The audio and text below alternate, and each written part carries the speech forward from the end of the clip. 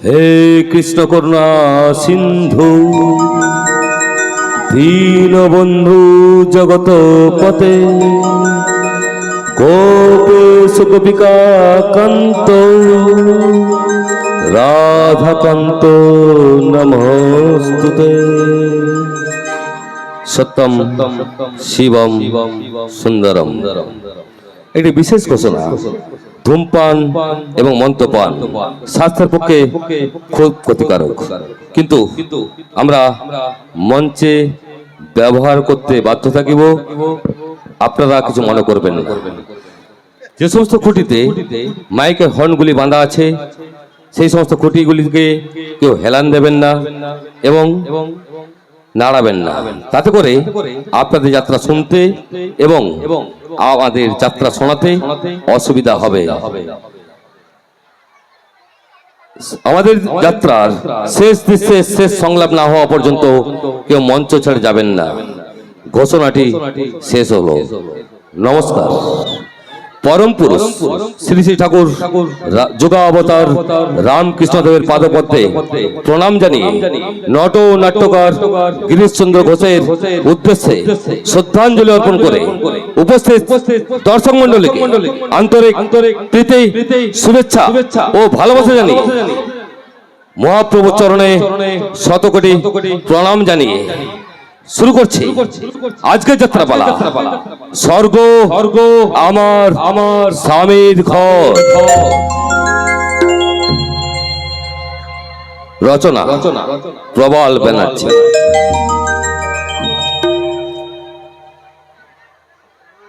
Sorry Babli Bhattacharya.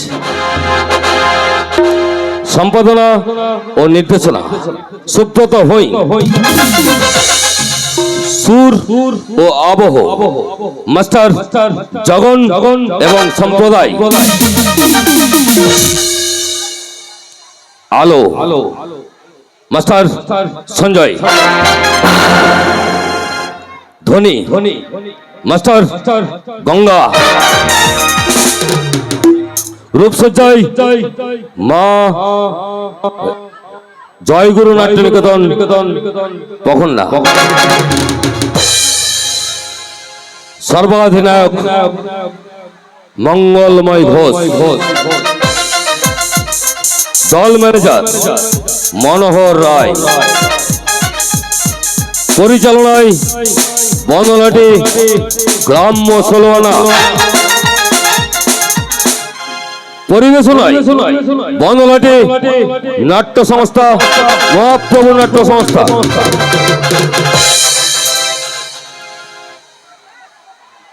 বিশেষ সহযোগিতায় উত্তম ভৌমিক। আজকের যাত্রাপালা যেটা না বললেই নয়, সেটা হলো আমাদের এক বিশিষ্ট শিল্পী দীপঙ্কর ঘোষ অসুস্থতার কারণে আজকের অভিনয় করতে পারছেন না। সে জায়গায় অভিনয় করছেন আজকের নির্দেশক সুব্রত হই। শুরু করছি 1433 বঙ্গাব্দে এক ভিন্ন ধর্মী সামাজিক যাত্রাপালা বাবলি ভট্টা রচিত সুব্রত ভৈ সম্পাদিত নির্দেশিত স্বর্গ আমার স্বামীর ঘর, স্বর্গ আমার স্বামীর ঘর, স্বর্গ আমার স্বামীর ঘর।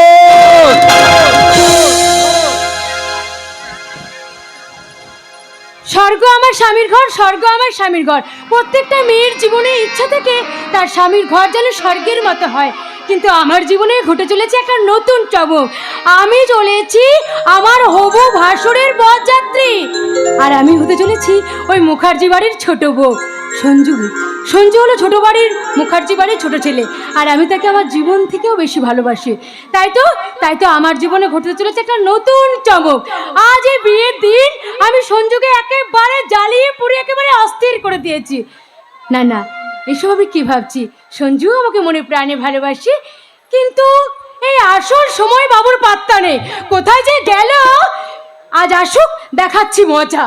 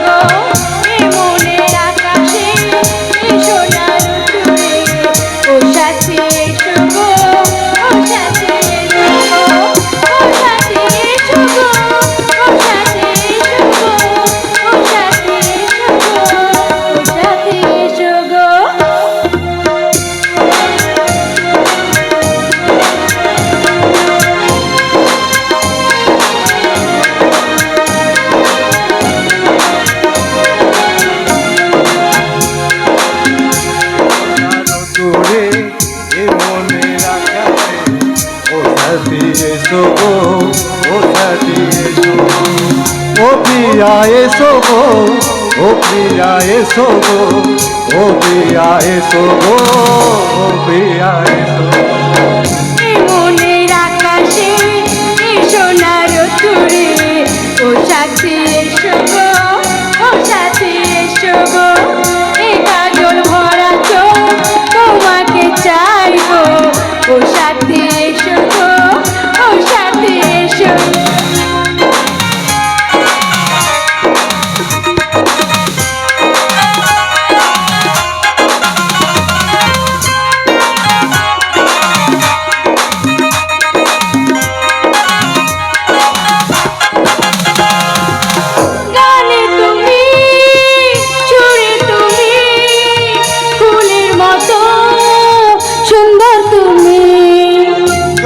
তুমি সুরে তুমি ফুলের মতো সুন্দর, তুমি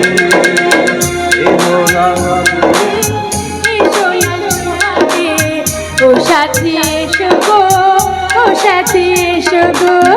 এই সোনা আকাশে এই সোনার তুরে ও সাথী এসো গো, ও সাথী এসো গো, ও সাথী এসো গো, ও সাথী এসো গো, ও সাথী এসো গো। সঞ্জু, আরে বুলটি তোরা কোথায় গেলি? আরে তাড়াতাড়ি আয়, বরযাত্রী রেডি, বর গাড়িতে চেপে গেছে, বরযাত্রী রেডি, তাড়াতাড়ি আয়। কখন চাপবি গাড়িতে? আরে বিয়ের সময় যে ঘনিয়ে এলো, আয় তাড়াতাড়ি। আসছি বাবা, আসছি।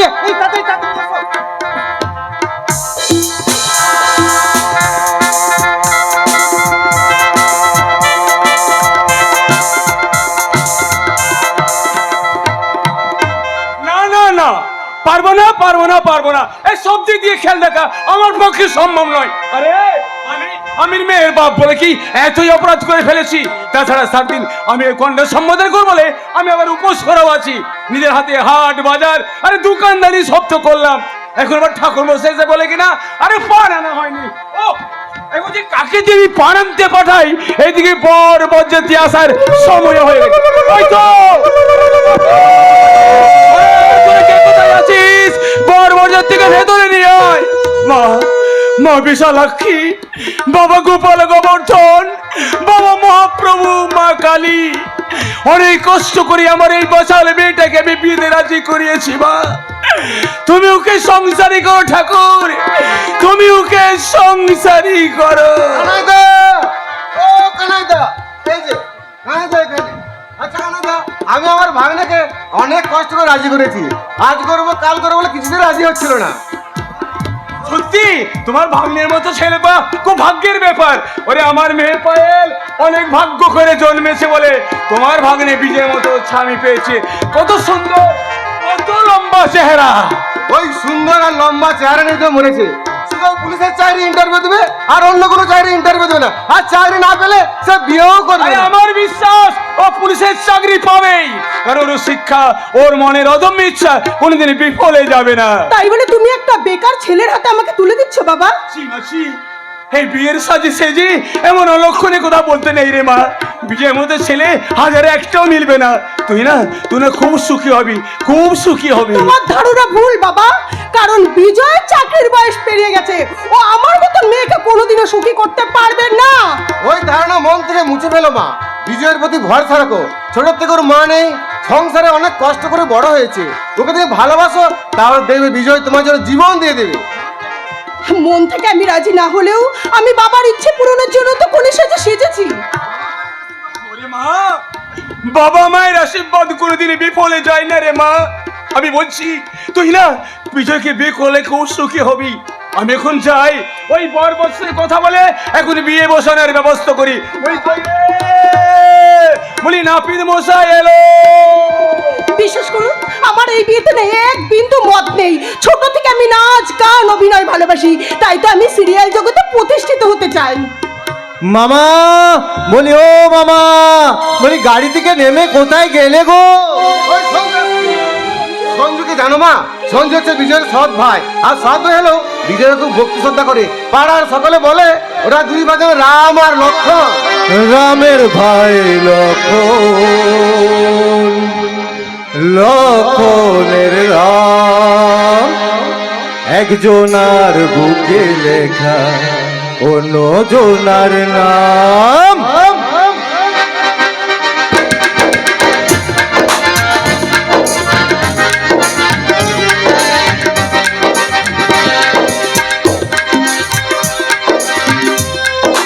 রামের ভাই লক্ষণ, লক্ষণের রাম, একজনার বুকে লেখা অন্য জনার নাম।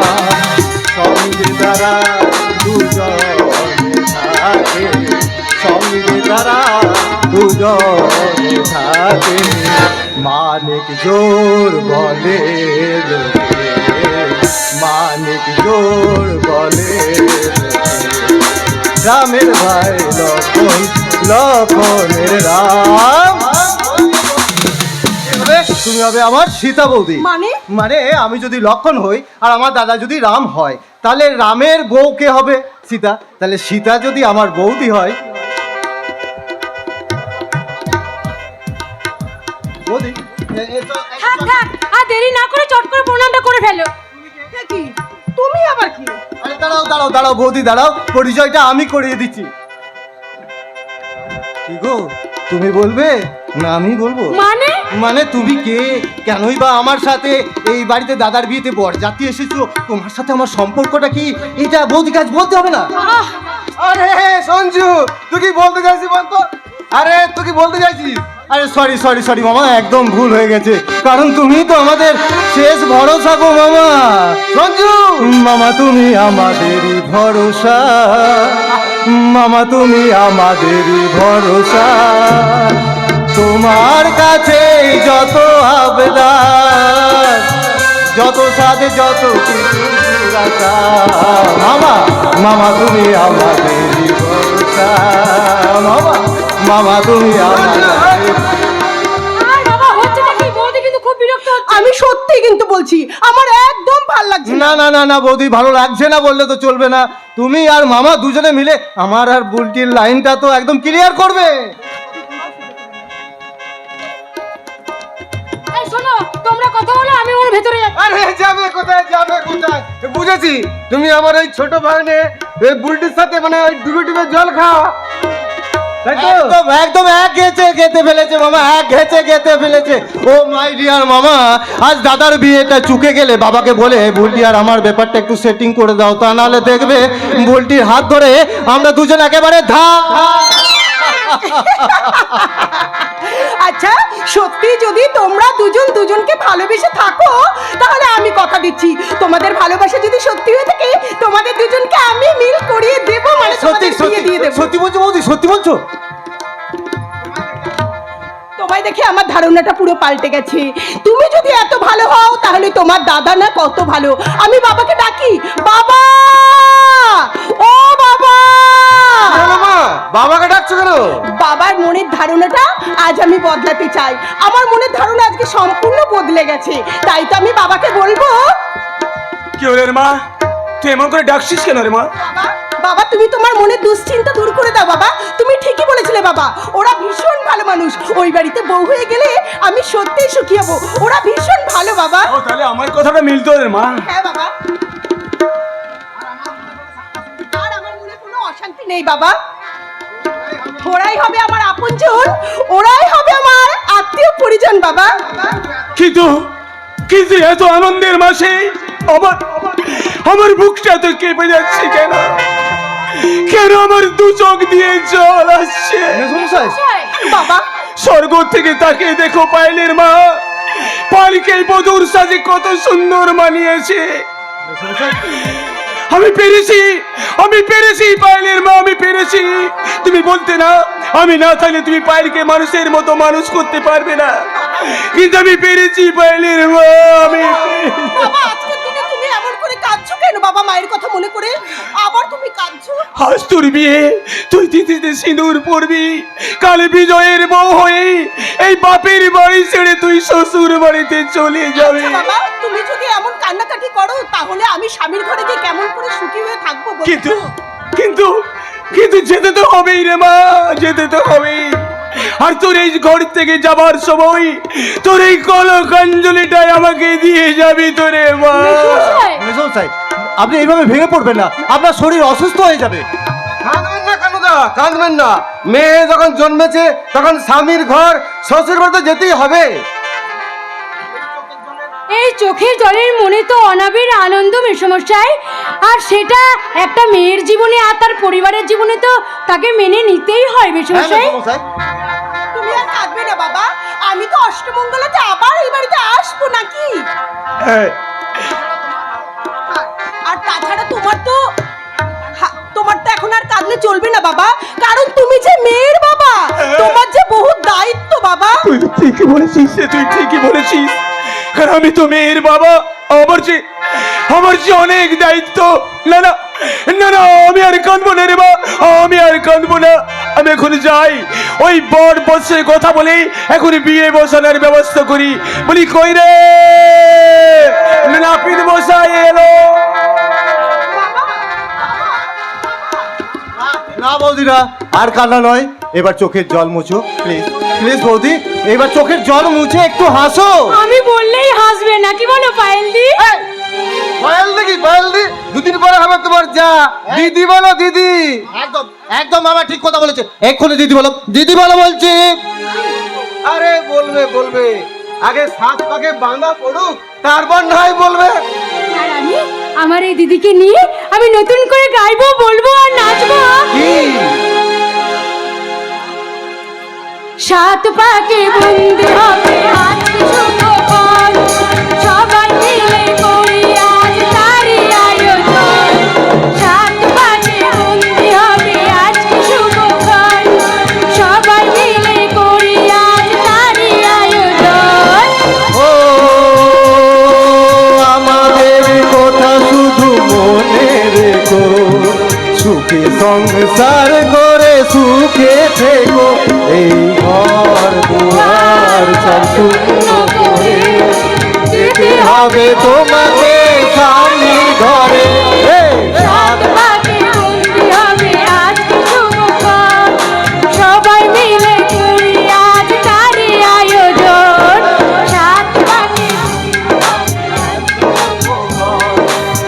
সবাই মিলে করি আজ বাড়ি আয়োজন। শালা বাবু, তোমরা সবাই এখানে হাসি ঠাট্টা করছো, ওরা তুই বিজয় আমার বড় রসন একা বসে আছে। আরে যাও যাও, বিজয়কে একটু সঙ্গ দেবে, যাও।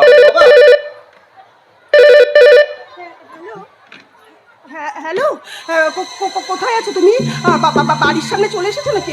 হ্যালো হ্যালো, বাড়ির সামনে এসে আমাকে ফোন করবে, ঠিক আছে? বাড়ির সামনে এসে আমাকে ফোন করবে। কি হলো মা? না, মানে বলছিলাম কি, আমার একটা বন্ধু আমার বাড়িতে চেনে না, তাই আমার কাছে ফোন করে আসছে এখানে। চলে এসেছো তুমি? চলে এসেছো? ঠিক আছে, তুমি একটু অপেক্ষা করো, আমি এক্ষুনি যাচ্ছি।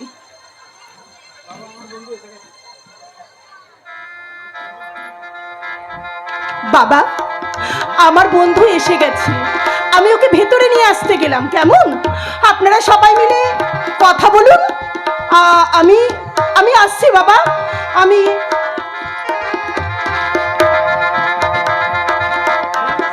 বুঝলে বুঝলে শালা বাবু? হ্যাঁ বলুন জামাই বাবু। বউ আমার রূপে লক্ষ্মী, বিজয়ের সাথে মানাবে ভালো।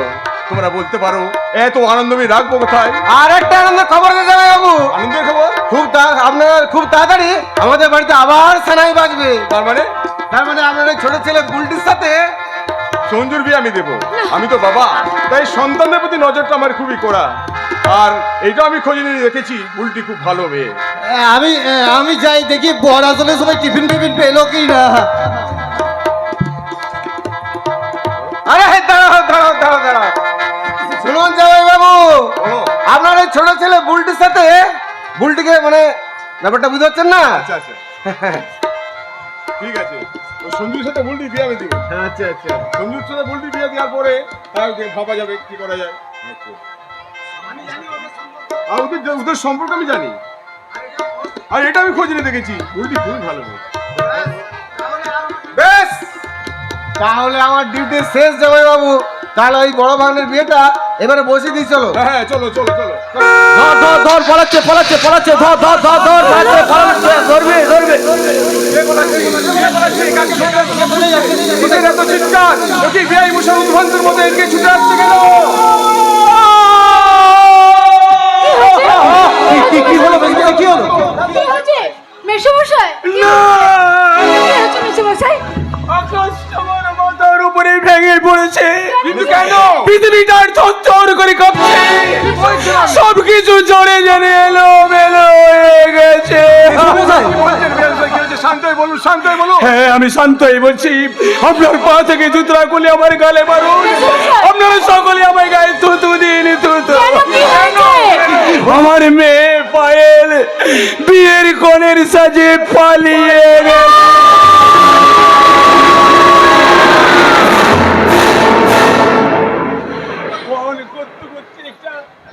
ওই গেটের কাছে গেল, তারপর একটা গাড়ি এসে দাঁড়ালো, তারপর ভিতর থেকে দরজা খোলার সঙ্গে সঙ্গে গাড়ি চেপে গেল, আর গাড়িটা দ্রুত বেগে চলে গেল। ফোন করুন, থানায় ফোন করুন। আমাকে বলুন মেসমশাই, কোন দিকে গেছে, কোথায় গেছে? আজ আমাদের বংশে যে চুনকালি লাগালো, আমার রামচন্দ্রের মতো দাদাটাকে যে ঠকেছে, তাকে আমরা কিছুতেই ছাড়বো না মেসমশাই। বলুন কোন দিকে গেছে? মামা তাড়াতাড়ি গাড়ি বের করো, চলো আমার সাথে চলো। না, তোমরা কেউ যাবে না। একটা ছলনাময়ীকে ফিরে এনে কোনো লাভ হবে না। আপনাদের সাথে আমার সাথে শুধু মিথ্যায় অভিনয় করে গেছে, অভিনয়। লজ্জা, চরম লজ্জা। ছেলেবেলায় মাকে হারিয়েছি, সৎ মায়ের কাছে পেয়েছি লাঞ্ছনা গঞ্জনা। স্কুল কলেজে শিক্ষক থেকে আস্তব করে বন্ধু বান্ধবদের কাছে হয়েছে অবহেলিত। সময়ে মাইনে দিতে পারিনি, বই খাতার অভাবে ভালো করে লেখাপড়া পর্যন্ত করতে পারিনি। আজ বিয়ের লগ্নে এসে হলাম আমি চরম অসম্মানিত। এরপরেও বলতে পারেন সমাজের কোন জায়গায় মুখ লোকাবো আমি?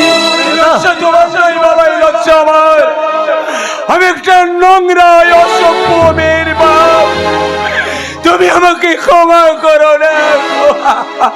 ক্ষমা না করে আমার কি লাভ হবে বলতে পারেন?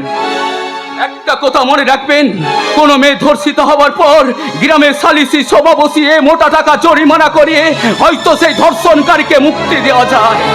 কিন্তু সেই মেয়েটার কলঙ্কের দাগটা যেমন কোনোদিনও মুছে দেওয়া যায় না, ঠিক তেমনই করে আমার এই অপমান ও সম্মানের দাগটাও আপনারা মুছে দিতে পারবেন না। সত্যি আমি একটা মেয়ে হয়ে বলছি, ওই পায়েলদের কিন্তু শাস্তি হওয়া উচিত। তবুও কিন্তু ভুল করে মেয়েরা ক্ষমা পেয়ে যায়, ভুল করে মেয়েরা ক্ষমা পেয়ে যায়, কিন্তু ক্ষমা পায়নি ধনঞ্জয়, তাকে ফাঁসিতে ঝোলানো হয়েছিল। দিন রাত দরজাল গৃহবধূর অত্যাচারে জর্জরিত হয়েও ক্ষমা পায় নাই সমাজের পুরুষেরা। বিনা অপরাধে 498 কেস দিয়ে গৃহবধূ সকল অত্যাচারে দায়ে শ্বশুর শাশুড়ি দেওর ননদকে জেলের ঘানি টানতে হয়। শুধুমাত্র আইন সম্পূর্ণ মেয়েদের পক্ষে বলে বজ্জাত গৃহবধূ সকল অত্যাচারকে হাসি মুখে মেনে নিতে হয় এই ছেলের বাড়ির পরিবারকে। শান্ত হ, তুই শান্ত হ। আমি শান্ত থাকতে পারছি না মামা, আমায় শান্ত থাকতে দিল না পায়েল। পায়েলের মতো অসভ্য মেয়েরা শুধু আমার জীবন নয়, আমার মতো অনেক ছেলের জীবন ওরা নষ্ট করেছে, তবুও কিন্তু ওদের কোনো বিচার করে না এই দেশের আইন। আমার হাতে যদি আইন থাকতো সেই সব মেয়েদের ল্যাম্পপোস্টে বেঁধে মহিলা পুলিশকে পেটাতাম, যা দেখে দেশের একটা মেয়ে অন্যায় করতে সাহস পেত না। ওদের বুঝিয়ে দেওয়া দরকার, ওরা মা সারদা, ভগ্নী নিবেদিতা, মাদার তেরেসা দেশের মেয়ে। এই সোনার বাংলা, সোনার ভারতের সুন্দর ঐতিহ্য নষ্ট করার অধিকার ওদের নেই। বাবা, বাবা তুমি আমাকে জন্ম দিয়েছো, কোনো কিছু আশা না করে অনেক অনেক কষ্টে মানুষ করেছো, ঠিক তেমনই করে প্রত্যেকটা বাবা মা তাদের সন্তানদের মানুষ করে।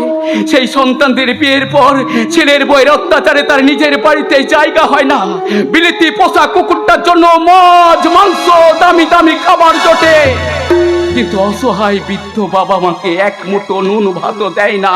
এই যুগের আধুনিকা পাশ্চাত্য শিক্ষায় শিক্ষিতা বেমান ওই অকৃতজ্ঞ বৌমারা।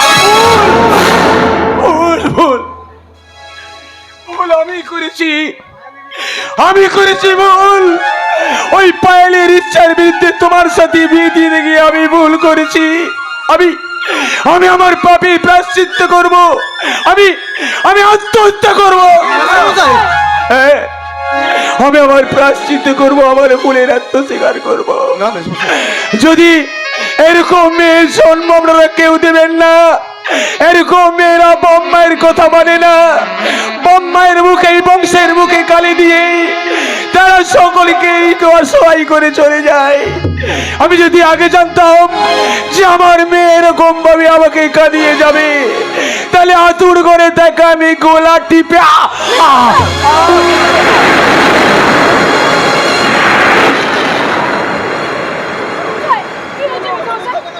কথা বলছেন না কেন মেসোমশাই? কথা বলুন, কথা বলুন মেসোমশাই, কথা বলুন। কেন কথা বলছেন না কেন? আঘাত সহ্য করতে না পেরে উনি পৃথিবী ছেড়ে চলে গেলেন, শেষ নিঃশ্বাস ত্যাগ করলেন আমারই কোলে। অতএব ওনার শ্মশানের শেষ কাজটা আমি করব। চল চল রে ভাই চল। হ্যাঁ দাদা। ওনাকে শ্মশানে নিয়ে যায়, শ্মশানে নিয়ে গিয়ে ওনার শেষ কার্য করে আমি প্রশ্ন করব একবিংশ শতাব্দীর মেয়েদের, তোমরা তো মা চণ্ডী দুর্গা মায়ের জাত, তোমাদের অসীম ক্ষমতা, তবে বুকে নেই কেন এতটুকু মমতা? স্বামীর ঘর গড়ো তোমরা, তাহলে ভাঙলে কেন আমার ঘর? এই মাটিতে জন্মে তোমরা এমনই স্বার্থপর। ভগ্নী নিবেদিতা, মাদার তেরেসা, তোমরা সারদা মায়ের লজ্জা, মেয়ের জন্য বাবার হলো আজকের মৃত্যু শয্যা। জন্ম নিয়েছো মায়ের কোলে, জন্ম দেবেও তোমরা, মিষ্টি করে ডাকবে হেঁকে কুকা। আর আমরা ছেলেরা ডাকবো মা, মা গো। তবেই তো সার্থক হবে সেই মহান কবি দ্বিজেন্দ্রলাল রায়ের লেখা সেই কবিতা, ভাইয়ের মায়ের এত স্নেহ কোথায় গেলে পাবে কেউ? ও মা তোমার চরণ দুটি বুকে আমার ধরি, আমার এই দেশেতেই জন্ম যেন এই দেশেতেই মরি। এমন দেশটি কোথাও খুঁজে পাবে না গো তুমি, সকল